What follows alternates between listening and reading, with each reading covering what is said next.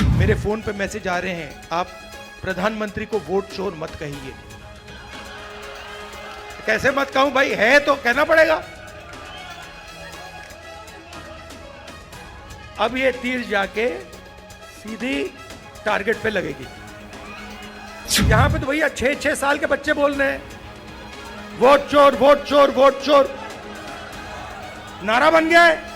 और जो बिहार में शुरू होता है वो पूरे देश में फैलता है, वो रुकता नहीं है। मैं 2-3 बीजेपी के, मैं भी बीजेपी के 2-3 एमपीज को जानता हूं। मेरे फोन पे मैसेज आ रहे हैं, आप प्रधानमंत्री को वोट चोर मत कहिए। कैसे मत कहूं भाई, है तो कहना पड़ेगा। अब ये तीर जाके सीधी टारगेट पे लगेगी। आपके गांव के बच्चे, यहां पे तो भैया 6-6 साल के बच्चे बोल रहे हैं वोट चोर वोट चोर वोट चोर, नारा बन गया है। और जो बिहार में शुरू होता है वो पूरे देश में फैलता है, वो रुकता नहीं है।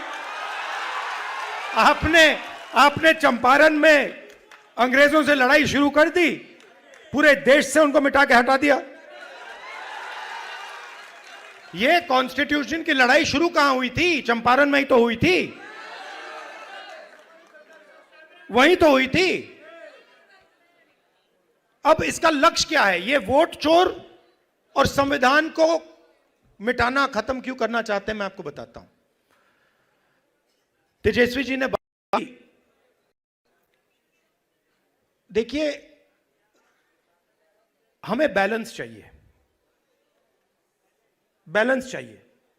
मतलब इस देश में अगर एक व्यक्ति को एक वोट मिलता है तो भागीदारी सबको मिलनी चाहिए।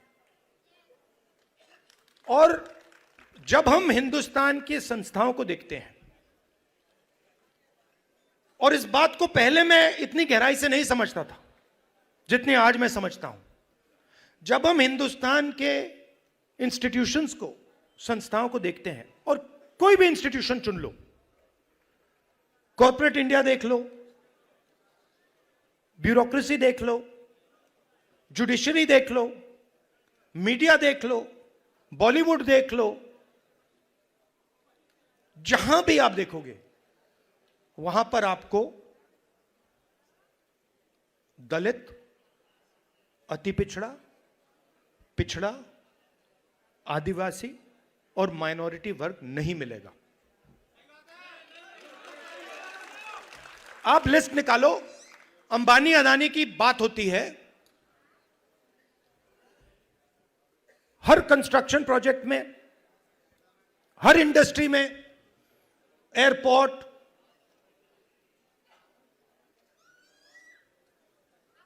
जमीन,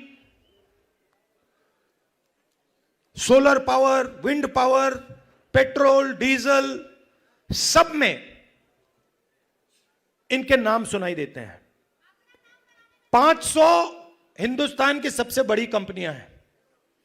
मैं आपसे आज पूछना चाहता हूं, इन 500 में दलित, आदिवासी, पिछड़ा, अति पिछड़ा वर्ग के कितने मालिक हैं? मतलब हिंदुस्तान की पूरी इकोनॉमी में 90% तो है ही नहीं,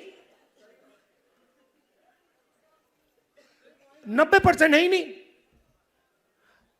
आप जाते हो प्राइवेट अस्पताल में, जाते हो, सरकार का काम आपके स्वास्थ्य और शिक्षा का देखभाल करने का होता है।